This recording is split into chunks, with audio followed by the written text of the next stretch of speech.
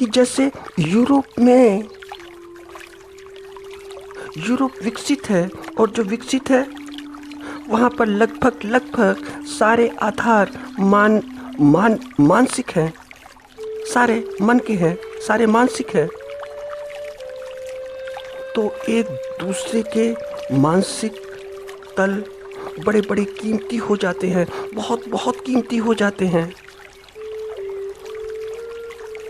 मानसिक तलों को जानना बड़ा बड़ा कीमती हो जाता है,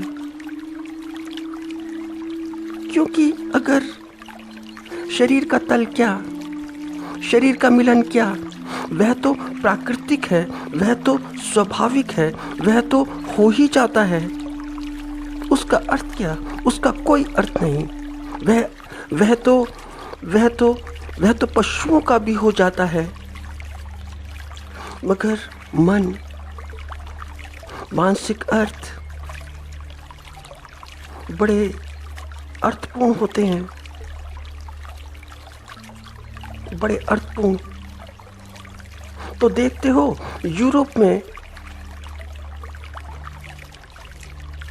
यूरोप के लोग आश्चर्यचकित होते हैं कि ऐसे ही बात हो गई। तो जो विकसित है, यूरोप जो बड़ा बड़ा विकसित है, एशिया से बहुत बहुत विकसित, एशिया तो विकासशील, वहाँ पर प्रेम विवाह की संख्या उतनी ही अधिक है, क्योंकि युवक युवती के जीने के सारे आधार, सारे बेसिस लगभग मानसिक हैं। और क्योंकि मानसिक है तो मानसिक तल एक दूसरे के बड़े बड़े कीमती हो जाते हैं, बड़े बड़े कीमती।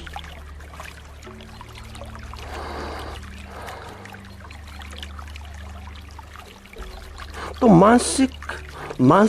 मानसिक तलों को जानना बहुत बहुत वैल्यूएबल हो जाता है। तो जानो, कुछ दिन तो जानो, कुछ महीने तो जानो, कुछ साल तो जानो, तो बात ठीक है, बिल्कुल ठीक। मगर ध्यान रखना, इसमें प्रेम का होना ऐसा कि जैसे सेतु, जैसे कोई पुल दोनों के बीच प्रेम ही हो, तो ही प्रेम विवाह, युवक युवती के बीच ब्रिज प्रेम का हो, तो ही फिर लव मैरिज। नहीं तो फिर यह नाम का ही प्रेम विवाह, सिर्फ नाम का। फिर यदि युवक युवती में कुछ और देखता है और युवती युवक में कुछ और देखती है, और भी महत्वपूर्ण है, ऐसा नहीं कि महत्वपूर्ण नहीं, मगर मुख्यतः प्रेम।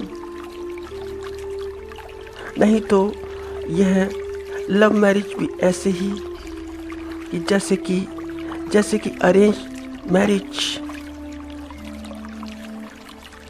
घर द्वारा तय की गई शादी। बस, नहीं तो फर्क बस इतना सा रह जाएगा कि अरेंज मैरिज माँ बाप ने तय की, और यह शादी युवक युवती ने कुछ और देखकर, क्योंकि कुछ और महत्वपूर्ण था प्रेम के अतिरिक्त, तो नाम तो प्रेम विवाह का हुआ, मगर यह प्रेम विवाह नहीं।